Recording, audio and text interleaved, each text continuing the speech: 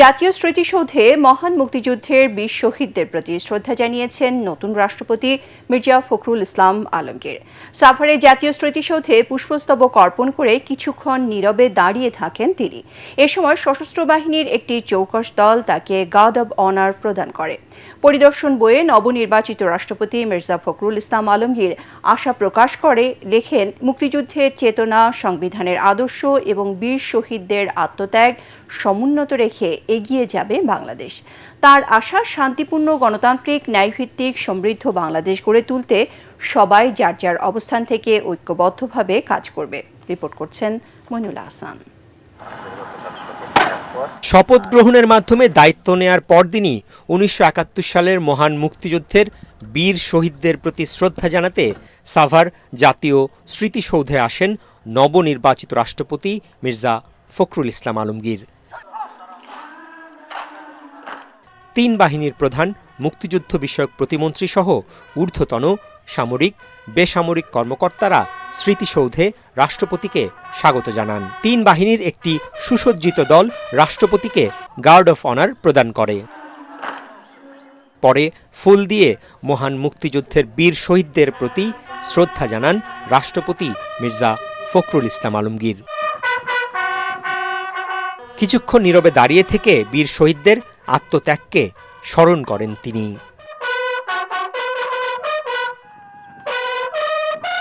শ্রদ্ধা নিবেদনের আনুষ্ঠানিকতা শেষে স্মৃতিসৌধ প্রাঙ্গণে একটি গাছের চারা রোপণ করেন নবনির্বাচিত রাষ্ট্রপতি।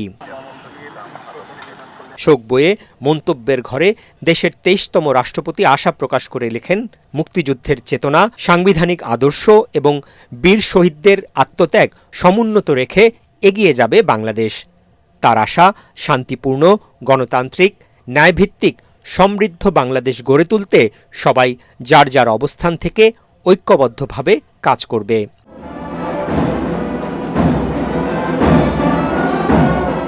গত ২০ আগস্ট সংসদ সদস্যদের ভোটে রাষ্ট্রপতি পদে বিজয়ী হন মির্জা ফখরুল ইসলাম আলমগীর। শুক্রবার বঙ্গভবনের দরবার হলে আড়ম্বর অনুষ্ঠানের মাধ্যমে দেশের ২৩তম রাষ্ট্রপতি হিসেবে শপথ গ্রহণ করেন বিএনপির সাবেক মহাসচিব, বর্ণাঢ্য সংগ্রামী রাজনৈতিক জীবনের অধিকারী মির্জা ফখরুল ইসলাম আলমগীর। আমি আইন অনুযায়ী বাংলাদেশের রাষ্ট্রপতি পদের কর্তব্য বিশ্বস্ততার সহিত পালন করিব।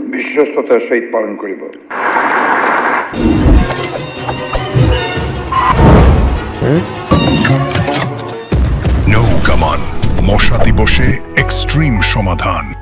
রাষ্ট্রপতি হিসেবে দায়িত্ব নেয়ায় ত্রয়োদশ জাতীয় সংসদের ঠাকুরগাঁও ১ আসন থেকে নির্বাচিত সংসদ সদস্য মির্জা ফখরুল ইসলাম আলমগীরের আসনটি শূন্য ঘোষণা করা হয়েছে। জাতীয় সংসদ সচিবালয়ের লেজিসলেটিভ সাপোর্ট উইংয়ের আইন প্রণয়ন শাখার এক প্রজ্ঞাপনে বলা হয়েছে, ঠাকুরগাঁও ১ থেকে নির্বাচিত ত্রয়োদশ জাতীয় সংসদের সদস্য মির্জা ফখরুল ইসলাম আলমগীর ২১ আগস্ট বাংলাদেশের রাষ্ট্রপতির কার্যভার গ্রহণ করেছেন। ফলে সংবিধানের ৫০(৪) অনুচ্ছেদ অনুযায়ী রাষ্ট্রপতির দায়িত্ব গ্রহণের তারিখ থেকে আসনটি শূন্য হয়েছে। এছাড়া শূন্য হওয়া আসনে উপনির্বাচন আয়োজনে প্রয়োজনীয় ব্যবস্থা নিতে নির্বাচন কমিশনের প্রতি আহ্বান জানানো হয়। দেশের স্বার্থ বজায় রেখে যে কোনো সময় ভারত সফরে যেতে পারেন প্রধানমন্ত্রী তারেক রহমান। জাতীয় স্মৃতিসৌধে শ্রদ্ধা নিবেদন শেষে এমন কথা বলেছেন পররাষ্ট্র প্রতিমন্ত্রী হুমায়ুন কবির। তিনি বলেন, প্রতিবেশীর সাথে পারস্পরিক শ্রদ্ধার ভিত্তিতে ইতিবাচক সম্পর্ক রাখায় বিশ্বাসী বাংলাদেশ। এছাড়া নতুন দায়িত্ব পাওয়া মন্ত্রী ও প্রতিমন্ত্রীরা দেশের সংকট মোকাবেলা এবং প্রশাসনে গতি ফেরাতে উদ্যোগের কথা জানান। এদিকে শেরেবাংলা নগরের শহীদ রাষ্ট্রপতি ও বিএনপির প্রতিষ্ঠাতা জিয়াউর রহমান এবং সাবেক প্রধানমন্ত্রী বেগম খালেদা জিয়ার সমাধিতে শ্রদ্ধা নিবেদন করেছেন নবনিযুক্ত মন্ত্রিসভার সদস্যরা। সাভার প্রতিনিধিকে সাথে নিয়ে রিপোর্ট করছেন মুশফিকুর রহমান। দায়িত্ব পাওয়ার পরদিনই সাভারে জাতীয় স্মৃতিসৌধে ৭১-এর মহান মুক্তিযুদ্ধের বীর শহীদদের প্রতি শ্রদ্ধা জানিয়েছেন নতুন মন্ত্রী প্রতিমন্ত্রীরা। এ সময় শহীদদের আত্মার মাগফেরাত কামনা করেন তারা। এরপর মন্ত্রীরা জানান, জনবান্ধব প্রশাসন এবং জনসেবা নিশ্চিতে যে চ্যালেঞ্জ রয়েছে তা দ্রুত দূর করা হবে। সর্বোচ্চ নিষ্ঠা, স্বচ্ছতা এবং পেশাদারিত্বের সাথে দায়িত্ব পালনের প্রতিশ্রুতি দেন তারা। প্রিয় প্রধানমন্ত্রী জনাব তারেক রহমান এই দেশের হাল ধরেছেন।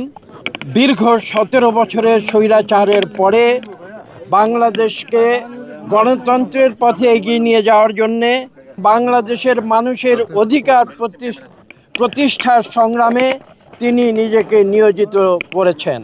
আমি গেলে আসলে বুঝতে পারবো যে এই মন্ত্রণালয়ের কাজের পরিধিটা কত বড় এবং আসলে প্র্যাকটিক্যাল কী কী প্রবলেম আসে। তো আমার বিশ্বাস ইনশাল্লাহ আপনারা সবাই সহযোগিতা করলে, দেশবাসীর সাথে থাকলে ইনশাল্লাহ ভালোভাবেই করবেন ইনশাল্লাহ। এ সময় প্রধানমন্ত্রী সম্ভাব্য ভারত সফর নিয়ে কথা বলেন পররাষ্ট্র প্রতিমন্ত্রী হুমায়ুন কবির। জানান প্রতিবেশী দেশের সাথে সুসম্পর্ক বজায় রাখতে চায় বাংলাদেশ। শুধু ভারত না, কোনো দেশের সাথে ন্যাশনাল ইন্টারেস্ট কম্প্রোমাইজ করে তো আমরা কিছু করতে পারি না।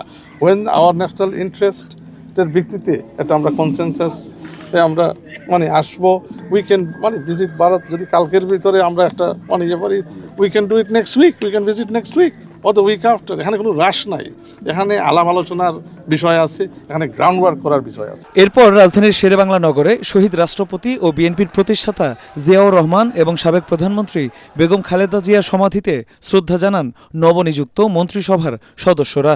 আশা করি 1-1.5 বছরের মধ্যেই আপনারা বাংলাদেশের ভিন্ন চিত্র দেখতে পারবেন, যে চিত্রে আমাদের তৃণমূল পর্যায় থেকে আপনারা পর্যন্ত সবাই খুশি হবেন, সুখী হবেন। রাষ্ট্র পুনর্গঠনে ধৈর্য ধরে সরকারের প্রতি আস্থা রাখতে আহ্বান জানান মন্ত্রিসভার নতুন সদস্যরা। দ্বীপ জেলা ভোলাকে দেশের মূল সড়ক নেটওয়ার্কের সঙ্গে যুক্ত করতে রহমতপুর, হিজলা, মেহেন্দিগঞ্জ, ভোলা রুটে মহাসড়ক নির্মাণের সিদ্ধান্ত নিয়েছেন প্রধানমন্ত্রী তারেক রহমান। প্রধানমন্ত্রীর তেজগাঁও কার্যালয়ে এই সিদ্ধান্ত হয়। সভায় ভোলার সঙ্গে ঢাকা ও বরিশালের সরাসরি সড়ক যোগাযোগ স্থাপনে 3টি প্রস্তাব নিয়ে আলোচনা হয়। এর মধ্যে সড়ক ও জনপথ অধিদপ্তরের প্রস্তাবিত বরিশাল রুটটি বেছে নেওয়া হয়েছে। এই রুটে মহাসড়ক নির্মাণের মাধ্যমে ভোলাকে দেশের মূল সড়ক নেটওয়ার্কের সঙ্গে যুক্ত করা হবে। সভায় প্রধানমন্ত্রী ভৌগোলিক প্রতিবন্ধকতা দূর করে নিরবচ্ছিন্ন যোগাযোগ ও ব্যবসা বাণিজ্যের সুযোগ বাড়াতে সমন্বিত সড়ক ব্যবস্থা গড়ে তোলার গুরুত্ব আরোপ করেন। ভোলাকে মূল সড়ক নেটওয়ার্কে যুক্ত করার এই উদ্যোগ দ্রুত এগিয়ে নিতে সংশ্লিষ্টদের নির্দেশও দেন তিনি। প্রকল্প সংশ্লিষ্টরা জানান, প্রস্তাবিত রুটে বিদ্যমান সড়ক প্রশস্ত করার পাশাপাশি নতুন সড়ক এবং 3টি ছোট সেতু নির্মাণ করতে হবে। প্রকল্পটি বাস্তবায়িত হলে ভোলার সঙ্গে বরিশাল, ঢাকা ও দেশের অন্যান্য এলাকার সরাসরি সড়ক যোগাযোগ তৈরি হবে। এতে যাতায়াতের সময় ও খরচ দুটিই কমবে। সভায় সংশ্লিষ্ট মন্ত্রী, উপদেষ্টা সহ বিভিন্ন বিভাগের ঊর্ধ্বতন কর্মকর্তারা উপস্থিত ছিলেন। দেশের স্বাস্থ্য ব্যবস্থাকে একটি সমন্বিত ডিজিটাল পদ্ধতির আওতায় আনতে ন্যাশনাল ই-হেলথ প্ল্যাটফর্ম গড়ে তুলতে পাইলট প্রকল্প গ্রহণের নির্দেশ দিয়েছেন প্রধানমন্ত্রী তারেক রহমান। প্রাথমিকভাবে দেশের কয়েকটি জেলায় পাইলট প্রকল্পের মাধ্যমে এই প্ল্যাটফর্ম কার্যক্রম শুরুর নির্দেশ দিয়েছেন তিনি। প্রধানমন্ত্রীর তেজগাঁও কার্যালয়ে ন্যাশনাল ই-হেলথ প্ল্যাটফর্মের সম্ভাব্য কাঠামো, পরিচালনা পদ্ধতি এবং স্বাস্থ্যসেবায় এর ব্যবহার নিয়ে আলোচনা হয়। প্রাথমিকভাবে কয়েকটি জেলায় পাইলট প্রকল্প বাস্তবায়নের মাধ্যমে প্ল্যাটফর্মের কার্যকারিতা, সমস্যা, ব্যয় ও বাস্তবায়নের উপযোগিতা যাচাই করা হবে। সভায় প্রধানমন্ত্রী স্বাস্থ্যসেবায় তথ্য প্রযুক্তির কার্যকর ব্যবহার নিশ্চিতের নির্দেশ দেন। বলেন, সাধারণ মানুষ যাতে সহজে সুফল পায় তা দেখতে হবে। রোগীর প্রয়োজনীয় স্বাস্থ্য তথ্যের নিরাপদ সংরক্ষণ এবং প্রয়োজনের সময় সংশ্লিষ্ট চিকিৎসক ও স্বাস্থ্যসেবা প্রতিষ্ঠানের তা সহজে পাওয়ার ব্যবস্থা রাখায় গুরুত্ব দেন তিনি। তারেক রহমান বলেন, প্ল্যাটফর্ম তৈরির ক্ষেত্রে তথ্যের নিরাপত্তা ও ব্যক্তিগত গোপনীয়তা নিশ্চিত করতে হবে। সভায় স্বাস্থ্য ও পরিবার কল্যাণ মন্ত্রী, প্রতিমন্ত্রী সহ সংশ্লিষ্ট দপ্তর ও বিভাগের ঊর্ধ্বতন কর্মকর্তারা উপস্থিত ছিলেন। চাঁদাবাজ সন্ত্রাসীদের অতি শীঘ্রই আইনের আওতায় না আনতে পারলে সংশ্লিষ্ট আইন শৃঙ্খলা বাহিনীর বিরুদ্ধে ব্যবস্থা নেওয়া হবে বলে হুঁশিয়ারি দিয়েছেন স্বরাষ্ট্রমন্ত্রী সালাউদ্দিন আহমদ। সন্ত্রাসী হামলায় আহত ঢাকা মেডিকেল কলেজ হাসপাতালের ইএনটি বিভাগের প্রধান ডাক্তার মোহাম্মদ আসাদুর রহমানকে দেখতে গিয়ে এসব কথা বলেন তিনি। এ সময় মন্ত্রী আহত চিকিৎসকের খোঁজ খবর নেন। পরে সাংবাদিকদের প্রশ্নের জবাবে তিনি বলেন, চাঁদাবাজ ও সন্ত্রাসীদের আইনশৃঙ্খলা বাহিনীর কেউ প্রশ্রয় দিলে তাদের বিরুদ্ধেও ব্যবস্থা নেওয়া হবে। গত 17 আগস্ট রাতে রোগী দেখে বাসায় ফেরার পথে চিকিৎসক আসাদুরের ওপর চাঁদার দাবিতে হামলা চালায় দুর্বৃত্তরা। এ ঘটনায় এখন পর্যন্ত 4 জনকে গ্রেপ্তার করেছে পুলিশ।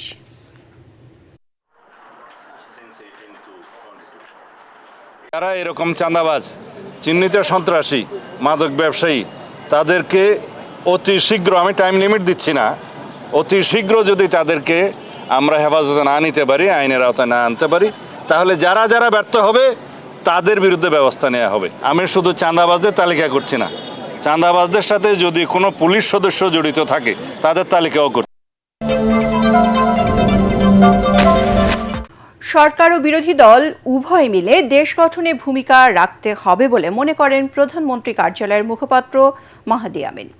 রাজধানীর ব্রিস অডিটোরিয়ামে গোলটেবিল বৈঠকে তিনি আরও বলেন, গণ অভ্যুত্থানের আকাঙ্ক্ষা অনুযায়ী বিএনপি সরকার হবে ন্যায়ভিত্তিক, জবাবদিহিমূলক। প্রধানমন্ত্রী প্রেস সচিব সালেহ শিবলি বলেন, প্রশাসনে কর্মকর্তাদের দলীয় পরিচয় থাকা দোষের নয়, তবে সেটির অপব্যবহার দোষের। প্রশাসন দলীয়করণ গণ অভ্যুত্থানের আকাঙ্ক্ষা বিরোধী দলে মন্তব্য করেন জামায়াতে নেতারা। বিস্তারিত জানাচ্ছেন ইয়াসিন রানা। জুলাই গণ অভ্যুত্থান উত্তর রাজনৈতিক সংস্কৃতি কোন পথে শীর্ষক গোলটেবিল বৈঠকের আয়োজন করে মাল্টিডিসিপ্লিনারি রিসার্চ অ্যান্ড অ্যানালাইসিস। এতে গণ অভ্যুত্থানের আকাঙ্ক্ষার কথা আবারও তুলে ধরেন বক্তারা।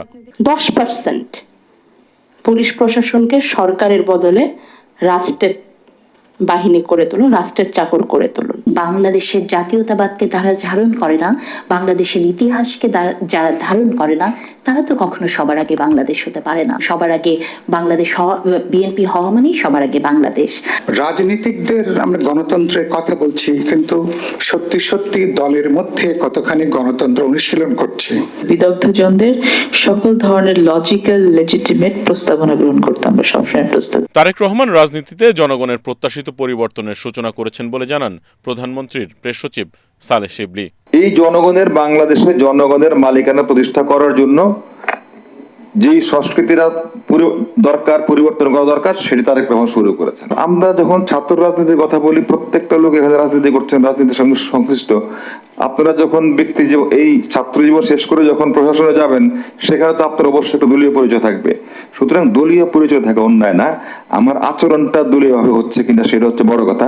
তবে এটি গণঅভ্যুত্থানের আকাঙ্ক্ষা বিরোধী বলে মন্তব্য করেন জামায়াতের এমপি নাজিবুর রহমান মোমেন। বৈষম্যর ক্ষেত্রে যে বিষয়টা, আপনি যদি দলীয় পরিচয়ে কাউকে নিয়োগ দেন, এখানে তো বৈষম্য করা হলো। আপনি মেধা না কোটা যে বিষয়টা ছিল, দলীয় কোটায় নিয়োগ দিয়ে তো এই চেতনার মূলে আপনি আঘাত করলেন। সব রাজনৈতিক দল মিলিয়ে ঐক্যবদ্ধভাবে দেশ গঠনে কাজ করার আহ্বান জানান প্রধানমন্ত্রী কার্যালয়ের মুখপাত্র মাহাদি আমিন।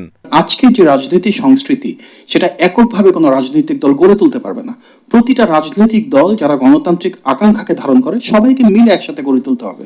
এখানে সরকারের যেমন দায়িত্ব রয়েছে, বিরোধী দলকে কিভাবে এই নেশন বিল্ডিং ইন্টিগ্রেট করা যায়, একই সাথে বিরোধী দলে যারা রয়েছে ওনাদের উপলব্ধি করতে হবে সবকিছুতে বিরোধিতা কাম্য না। সরকারের পাশাপাশি জনগণ ও তৃণমূলের নেতাকর্মীদেরও সুষ্ঠু রাজনৈতিক পরিবেশ তৈরিতে সচেতন হতে হবে বলে মনে করেন বক্তারা।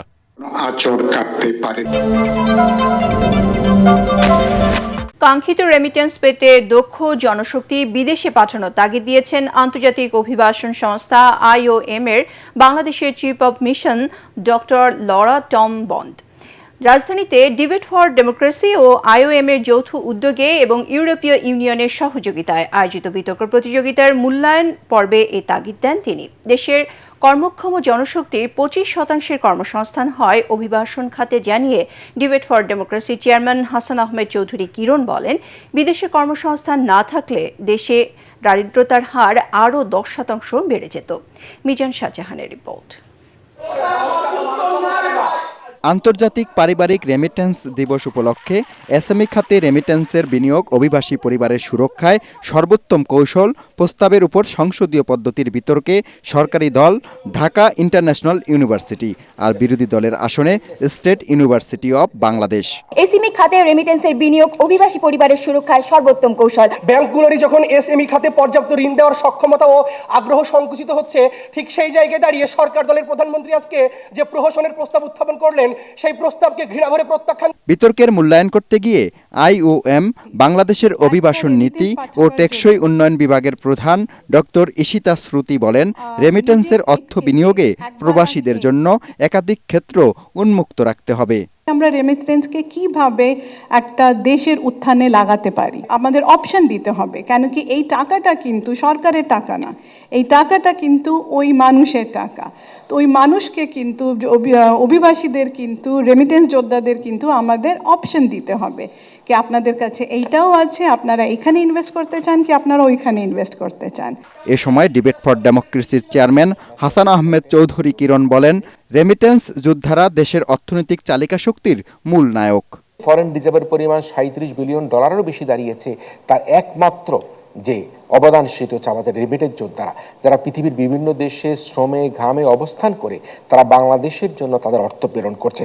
আমাদের যে ঋণের দায় দেনা, আমাদের আমদানি ব্যয় মেটানো, ডলার সংকট সবকিছু কিন্তু আমরা মেটানোর একটা উপযুক্ত যে খাত, উপযুক্ত যে উপার্জন সেটা হচ্ছে আমাদের রেমিটেন্সের আয় থেকে আমরা করে থাকি। বাংলাদেশের কর্মসংস্থানের 25% বেশি কর্মসংস্থান হয়ে থাকে বৈদেশিক কর্মসংস্থানের মাধ্যমে, এবং এই বৈদেশিক কর্মসংস্থান যদি না থাকতো তাহলে বাংলাদেশের দারিদ্রতার হার আরো 10% বেশি যাবার কিন্তু সংখ্যা রয়েছে। আমরা কর্মী প্রেরণ করি, ম্যাক্সিমাম কর্মী কিন্তু আমরা অদক্ষ কর্মী প্রেরণ করে থাকি। আমরা বৈশ্বিক চাহিদা অনুযায়ী যদি কর্মী প্রেরণ করতে পারি, দক্ষ কর্মী, অতি দক্ষ কর্মী, প্রফেশনালস বেশি করে প্রেরণ করতে পারি, আমরা কিন্তু আমাদের প্রবাসী আয়কে বাড়াতে পারবো। IOM এর chief of mission doctor Laura Tom বন্দে জানান, অভিবাসীদের জন্য আরও বেশি সুশৃঙ্খল ও বৈধ পথ তৈরিতে কাজ করছে IOM। বলেন, অভিবাসীদের জন্য শুধু আইন জানাই গুরুত্বপূর্ণ নয়, বরং কিভাবে এসব সুশৃঙ্খল পথ ব্যবহার করতে হয় তা জানাও জরুরি।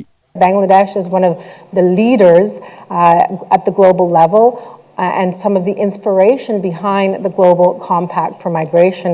So I not only come to this country with the team who is already here and with team who come with me, who can support the government, but also we learn from the government ourselves of their ideas and their inputs into this past development of the Global Compact for Migration. সংসদ নেতা কর্তৃক উত্থাপিত প্রস্তাবটি গৃহীত হয়, বিতর্কে বিজয়ী হয় সরকারি দল ঢাকা ইন্টারন্যাশনাল ইউনিভার্সিটি।